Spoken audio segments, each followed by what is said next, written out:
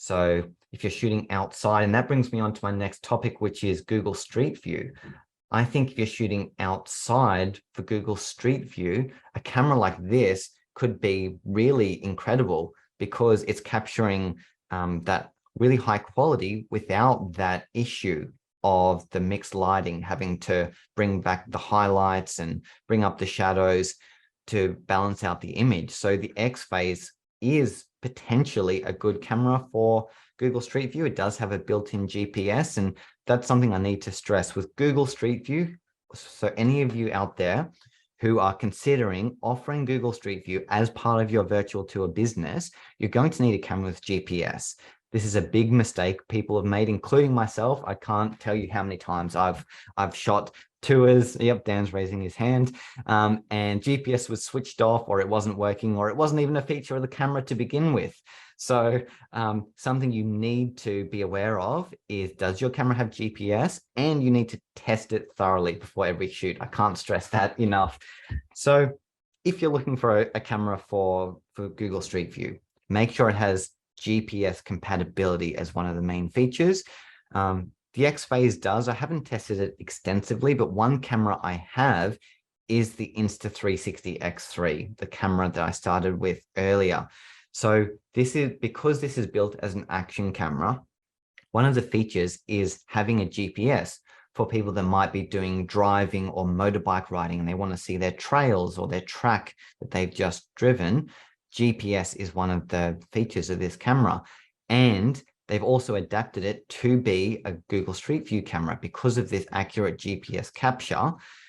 The X3 is a good option because when uploading blue lines to Google Street View, it helps, or Google actually prefers that you capture a video and not a photos. And this makes it much easier if you're capturing a lot of land. If you're covering a long distance, if you capture a video, it's going to be so much easier to extract screenshots than if you were to do a time lapse and manually piece them together later in a virtual tour software.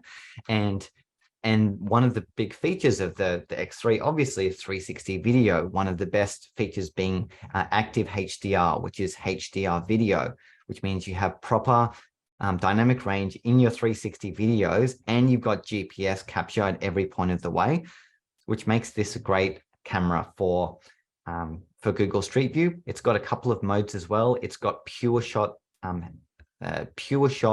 mode for photos at 72 megapixel quality. It's not actually 72 megapixels. I think they're using a quad Bayer sensor, so it's about a quarter of that, but maybe it's somewhere in between like 20 and 72.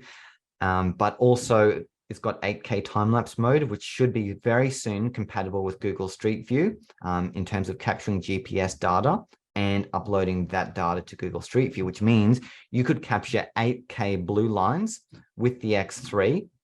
Clarification, please. Blue lines, Google Street View means? Yeah, sorry, should have explained that. So blue lines, so you're looking at the Google Street View map, and whenever you go into Street View mode, or you're looking at Google Maps, whenever you go into Street View, you drag the little man, the little orange man onto the map. And normally, if it's a road, that's what we call a blue line because it is a blue line on the map. So often people will want to capture blue lines either to connect a business to the map. So you can drag the little man onto the map and you can navigate into a business from the road of a Google Street View image. But also some people are using Google Street View and 360 cameras to map uncharted territory or territory that Google wasn't able to get to from its mapping. So you create a blue line that way. So I think I'm hearing three things there. First is to update a blue line. Two is to get from a blue line to a business. And three is to create new blue lines.